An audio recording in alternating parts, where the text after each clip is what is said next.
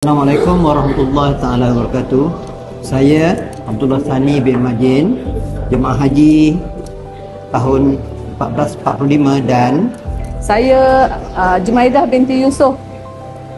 kami daripada Cemor, dan saya amat bersyukur kerana telah terpilih menjadi tetamu Allah pada tahun ini. Alhamdulillah.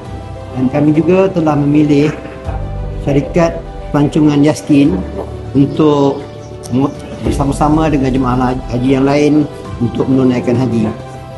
Apa yang istimewa bersama dengan syarikat Yaskin ini ialah semua urusan sangatlah mudah. Bermula daripada sewaktu kami mula-mula membuat rayuan untuk menunaikan haji, sehingga sistem pembayaran dan segalanya berjalan dengan lancar. Sebelum menunaikan haji, kami juga menghadiri kuliah-kuliah dan ceramah perdana bagi memudahkan semua jemaah haji untuk menunaikan haji nanti.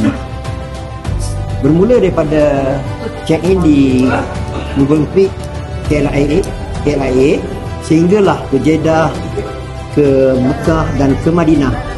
Kami dilayan dengan sungguh istimewa oleh petugas-petugas Yaskin. Bak kata orang Perak tu, lepas tangan je lah. Beg semua dia orang angkat dan memudahkanlah semua pergerakan sehingga ke hotel amat mudah. Apa yang istimewa bersama Yaskin ialah sebelum hari wukuf kami ditempatkan di Al-Riziyah. Ini akan memudahkan semua jemaah haji untuk melontar di Jamrah. Yaskin terbaik.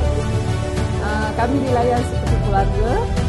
Kami rasa sangat semoga untuk mana-mana sahaja sangat mudah. Jadi kami ucapkan terima kasih sangat-sangat kepada pihak Yaskin.